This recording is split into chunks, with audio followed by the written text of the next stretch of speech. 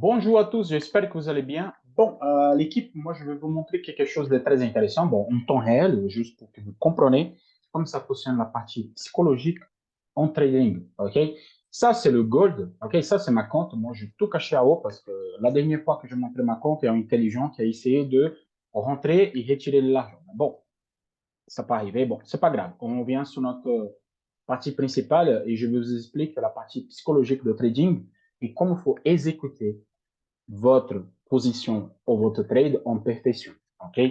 Je profitais de ce moment-là justement pour vous donner la partie morale et la partie psychologique de trading qui tue 99% des traders. Pour commencer, nous sommes sur le gold. OK? Ça, c'est une ligne hebdomadaire. C'est mes lignes hebdomadaires c'est normal. Et là, c'était l'ouverture de hier. OK? Donc, je fais canal de référence, zone neutre, bien, c'était tracé correct. Donc, je rentrais ici, le premier trade, c'était mon premier trade. Okay? Je dis jamais pour rentrer sur le premier casque, mais c'est moi, c'est ma compte, je fais comme je souhaite. Okay?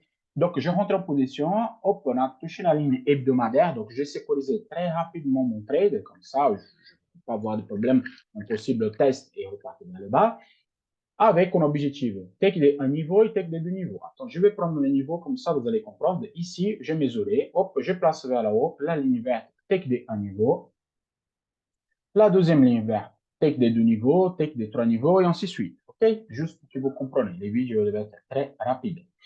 Et là, OK, je rentre en position, sécuriser le trade. On a fait take des un niveau précisément ici. Mais pour moi, ce n'est pas intéressant le take des un niveau, je prends toujours des deux.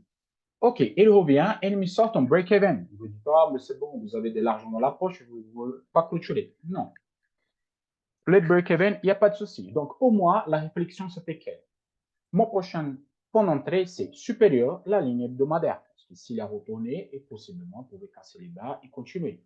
Donc là, qu'est-ce qu'il a fait? Je rentrais sur une position exactement ici. Exactement. Là, je rentrais sur une position avec un stop loss. Le dernier plus bas, parce que ça fait entrer ici. Le taille, ça fait un take day un niveau. Regardez, la ligne verte. Si moi je rentre en position là, c'est exactement ici. J'ai mis un stop loss là, take de un niveau et take de deux niveaux comme il est là maintenant. Regardez, cette petite board ici, c'est la partie que je laisse dans le cas que le marché il vient juste à côté, il retourne parce que ça arrive suivant. Bon, et là, qu'est-ce que je fais? Je rentre sur la position et stop loss, take profit, tout placé correctement, parfait, comme il faut. Le trading, parfait. OK? Conforme les analyses. Et là, il se retournait et il est cassé vers le bas. Moi, j'étais devant les graphiques. Ici, ça, c'est pour ça que je dis qu'il ne faut pas rester devant les graphiques. J'ai clôturé ma position manuellement et moi, je rentrais à la vente. C'est une erreur. Si ta position elle est ouverte, tu n'as pas pris le stop loss, il ne faut pas clôturer la position. Il faut le laisser tourner. Donc, qu'est-ce que le marché a fait? Il est venu proche de mon stop loss qui s'était correct. Il a reparti à la hausse et façon positive. Donc, comme j'ai clôturé, j'ai pris à la vente, le marché s'est retourné et moi, j'ai fait mon stop loss. Et tout de suite après, j'étais obligé de prendre le même trade que je fais ici, que j'ai pris là, je repris ici. Et là, le marché, il est parti. La morale, c'est quoi? Si vous avez un planning tendance haussière, hebdomadaire, tendance haussière, on privilégie les buys, on suit le planning. Si moi, je rentrais sur la position là, mon stop loss, il était ici, le take profit, était là, il ne faut pas jamais changer votre planning de trade. Il faut le suivre.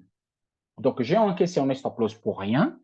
Donc, c'est juste la question de la patience, de passer en négatif, retourner en positif, passer en négatif, et à partir de là, il va chercher les objectifs. Donc, il ne faut jamais changer l'objectif de trading. Je fais cette vidéo très courte justement pour vous expliquer cette situation. Là, je rentre encore en fond de position, c'est en position moi et c'est en position robot. Parce que mon robot, il les écoute aussi. Et le robot, il a pris cette position en buy aussi. Okay? Parce que là, j'ai développé un robot qui fait ce travail. Donc, là, il y a position de robot et ma position. Je rentrais avant le robot, je rentrais là, le robot il est rentré ici. OK, là, le trade, il est en break-even. Donc, si ça va faire TP ou ça va faire break-even, ce n'est pas ma décision, c'est la décision du marché. Mais il faut vraiment suivre votre planning de trade parfaitement. Il ne faut jamais laisser la partie émotionnelle prendre compte de votre trade. OK? Sinon, vous faites des erreurs comme j'ai fait ici. Cette vidéo, c'est justement pour expliquer cette erreur. Comme ça, vous voyez en pratique comment ça fonctionne. OK? On se voit à tout à l'heure pour les analyses sur le MT5 de Bitcoin, OK, avec le canal de référence zone neutre. J'ai fait le 12e partie de vidéo.